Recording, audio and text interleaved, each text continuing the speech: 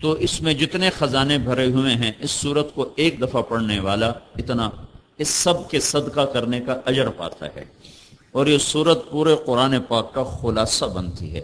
اور اس میں ایک مضمون پہ اللہ نے قسمیں اٹھائیں. میرے بندو مجھے سورج اور اس کی روشنی کی قسم، مجھے چاند پیچھے آنے والے کی قسم، مجھے دن روشن کرنے والے کی قسم، مجھے رات اور اس کے چھا جانے کی قسم، مجھے زمین اور اس کے آسمان اور اس کے بنانے والے کی قسم، مجھے زمین اور اس کے بچھانے والے کی قسم، مجھے تمہاری جان اور اس کے بنانے والے کی قسم. 7 قسمیں گنو. والشمس وضحاها. یا اللہ کیا تیرا عجب انداز ہے یہاں. والقمر اذا تلاها والنهار اذا جلاها واللیل اذا یغشاها والسماء وما بناها والارض وما طحاها ونفس وما سواها. 7 قسمیں. سورج کی قسم، چاند کی قسم، دن کی قسم، رات کی قسم، آسمان. اور 5ویں دفعہ اللہ بھی اپنی ذات کے ساتھ شامل ہو گیا. آسمان اور آسمان کے بنانے والے کی قسم، اپنے آپ کو بھی لے آیا. زمین اور زمین کے بچھانے والے کی قسم. اور پھر آخری قسم تمہاری جان اور تمہاری جان کے بنانے والے کی قسم. اب مانتے ہو 7 دفعہ قسم اٹھ گئی. مانتے ہو کیا یا اللہ مانیں گے؟ کہ میں تمہیں بتاؤں کامیاب کون ہے؟ قد افلح من زکاہا. جس نے اس کو پاک کر لیا اپنے وجود کو وہ کامیاب ہے. وقد خاب من دساہا. جس نے اپنے وجود کو گناہوں میں ڈبو دیا. دسا دبو دینا، گناہوں میں، گندگیوں میں، گٹر میں ڈال دینا. جس نے اپنے آپ کو گناہوں کے گٹر میں پھینک دیا وہ ناکام ہے. جس نے اس کو پاکیزہ بنایا وہ کامیاب ہے. پاکیزہ بنانے کا مطلب صابن سے نہا کر کپڑے بدلنا نہیں ہے. جو اندر کی گندگیاں ہیں ان کو جو پاک کرتا ہے وہ کامیاب ہے. اور جو اندر کی گندگیوں میں ڈوب جاتا ہے، باہر بہت صاف ستھرا ہے، وہ ناکام ہے. اور یہ شریعت کا قاعدہ ہے، قسم اٹھاؤ تو گواہ نہیں ضرورت. گواہ لگ جائیں تو قسم کی نہیں ضرورت. قسم اٹھائی جاتی ہے جب گواہ نہ ہو. گواہ ہو تو قسم نہیں اٹھائی جاتی. اور جب اللہ نے اپنے بندوں کو اپنی بات سمجھانا چاہی تو اس نے قسم بھی اٹھائی، گواہ بھی پیش کی، کام کو، بات کو اور مضبوط کی. اللہ کی قسموں کے بعد اب گواہ نہیں چاہیے. والشمس وضحاها. گویا کل کائنات کی اللہ قسم اٹھاتا ہے، پھر کائنات کے رب کی اللہ قسم اٹھاتا ہے. پھر آخری قسم تمہارے جذبات کو ابھارنے کے لیے کہ ہمارے محاورے میں بھی تیری جان کی قسم یہ محبت کے لیے استعمال ہوتا ہے. میرے بندے مجھے تیری جان کی قسم میری مان لے. یہ ایسا جیسے اللہ سمجھا رہا ہو. مجھے سورج کی قسم. کامیاب وہ ہے جس نے تزکیہ کیا، ناکام وہ ہے جو گناہوں میں گندا ہو گیا. مانتے ہو؟ کہتا نہیں مانتا. کہتا والقمر اذا تلاہا. مجھے قسم ہے چاند کی، مان جا. مانتے ہو؟ کہ نہیں سمجھ میں آیا.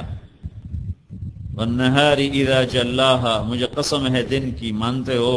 اپنے آپ کو پاک کرو تو کامیاب ہو. کہ نہیں یا اللہ ڈگری ملے گی تو کامیاب ہوں. واللیل اذا یغشاہا. مجھے قسم ہے رات کی جب چھا جائے. یہ تسلیم کر کے اس نفس کو ٹھیک کر، نفس کو ٹھیک کر تو کامیاب ہے. اسے گندا گیا تو ناکام ہے. سمجھ میں آئی ہے کہ نہیں؟ پیسے کے بغیر کام نہیں چلتا ہے. یہ ایک ایسا نا ایک مکالمہ سا میرے تصور میں آیا ہے. کلام عرب سے خوشبو سونگتے ہوئے کوئی تفسیری بات نہیں ہے، بندے اور رب کا مکالمہ ہے. میرے بندے مجھے آسمان کی بلندی اور اس کو بلند کرنے والے کی قسم اب تو مان جا. تو کچھ سر ہلانا شروع کرتا جب اللہ کا نام آتا. کہتا سوچتا ہوں یا اللہ سوچتا ہوں. پھر کہتا مجھے دھرتے اور اس کے بچھانے والے کی قسم. پھر آخری دفعہ اللہ کہتا وَنَفْسٍ وَمَا سَوَّاهَا. اب تو مان جا مجھے تیری جان کی قسم. یہ قسم پھر ہلاتی ہے کہ اچھا یا اللہ مان گیا ہوں. اب بول کیا کہتا ہے؟ فَقَدْ أَفْلَحَ مَنْ زَكَّاهَا. یقیناً وہی کامیاب ہے جس نے اپنے آپ کو پاکیزہ بنایا. وَقَدْ خَابَ مَنْ دَسَّاهَا.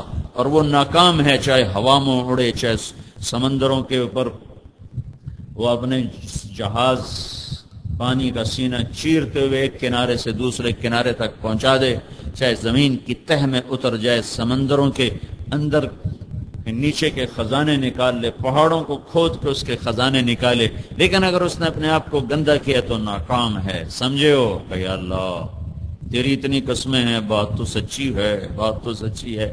پھر اللہ کہتا اچھا نہیں، میں صرف قسم نہیں اٹھاتا ہوں، میں گواہ بھی پیش کرتا ہوں، میں گواہ بھی پیش کرتا ہے کہ میری بات سکہ بند ہو جائے. پھر تو اگر برباد ہو تو دیکھ کے برباد ہو. کذبت ثمود بطغواہا، تم سے پہلے ایک قوم آئی تھی. اللہ نے ایسی قوم کا ذکر کیا سورت میں جن کے آثار مٹ نہیں سکے. قوم عاد ہلاک ہوئی، آثار کوئی نہیں ہے. عرب کے علاقے میں، عرب سے بات ہو رہی ہے، ویسے تو مصر میں فرعون کے آثار موجود ہیں، تو یہاں عرب سے بات ہو رہی ہے. تو عرب میں صرف ایک قوم سمود ہے جن کے آثار واقع ہیں تبوک سے چل کر اردن تک، ان کے محلات، ان کے گھر، ان کے شہر پہاڑوں کے اندر.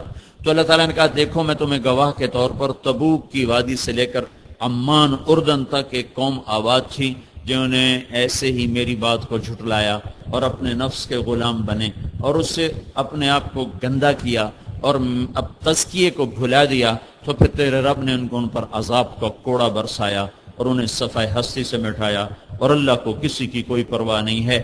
تو اب میرا اے بندو میرا مضمون مکمل ہو گیا ہے کہ میں نے قسمیں بھی اٹھائیں، میں نے گواہ بھی پیش کیے کہ اپنے آپ کا تزکیہ کرو گے کامیاب ہو، نہیں کرو گے ناکام ہو.